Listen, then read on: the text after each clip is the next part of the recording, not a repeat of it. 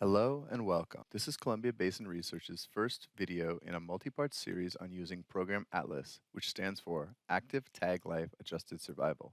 Atlas is a program created by Columbia Basin Research at the University of Washington School of Aquatic and Fisheries Sciences, with funding provided by the Bonneville Power Administration and the U.S. Army Corps of Engineers. Program Atlas allows users to analyze the survival of migrating smolts in the Columbia River Basin using acoustic and radio tagging data. This software is also generally applicable to other release recapture studies using active tags.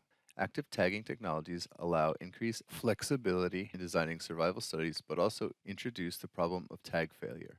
Tag failure can be the result of mechanical or battery failure and cannot be distinguished from mortality in release recapture studies. Therefore, the perceived survival estimates, the probability of a fish and tag being alive, must be adjusted for probability of tag failure to obtain a bias-corrected survival estimate. Program Atlas has three modes of operation corresponding to three study designs: single release, paired release, and a virtual paired release. Today, in this first video, I'm going to show you how to download and install Program Atlas and navigate various menus.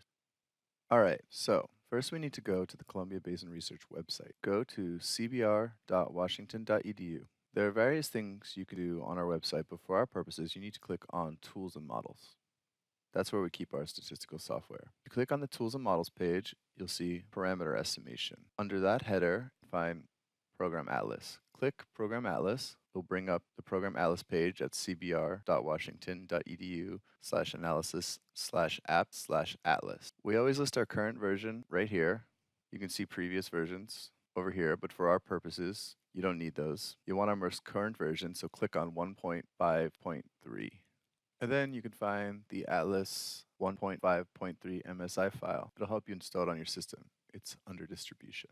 Click on that. You're going to want to save that wherever you save your files. Open the folder that it's in. Double click on Atlas 1.5.3 MSI.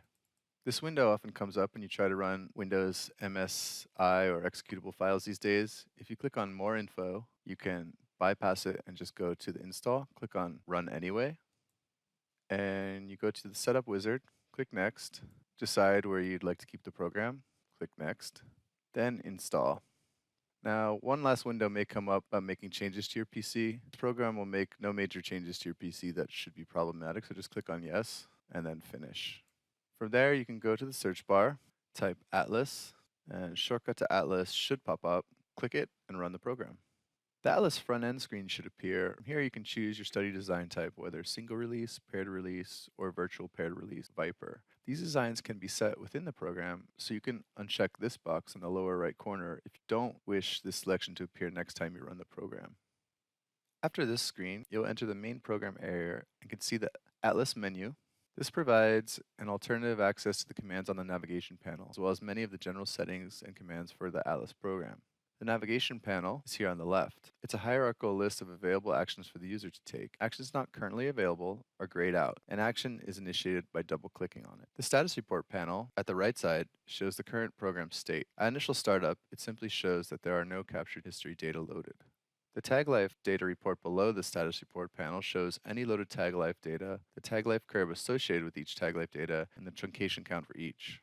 The output along the bottom reports status, messages, warnings, and errors as actions are performed. The workspace is here, the yellow background, is where all subsequent reports and dialogues will appear. On the Atlas menu, clicking on File allows you to load your various capture history, attribute group, tag life data files that you will need for your study design. We've provided sample data files you can practice at cbr.washington.edu/analysis/apps/atlas. You can also save as, print, and print preview your reports or graphs and exit the program from here. On the Atlas menu, clicking on Edit allows you to change your study design from single, paired, virtual paired. Clicking on Settings brings up a tab for General Settings, where I can set decimal points and standard error precision, as well as graph output dimensions. Clicking on Bootstrapping tab allows me to set tag life and variance iteration numbers, and clicking on Advanced lets me disable tag life corrections. From Edit, I can also click on Optimizer Settings, where I can set the optimizer, Fletch, Quasi-Newton, Direction Set, Simplex, and the various parameters of each, as well as restoring the defaults to Fletch, the recommended optimizer for use in Atlas.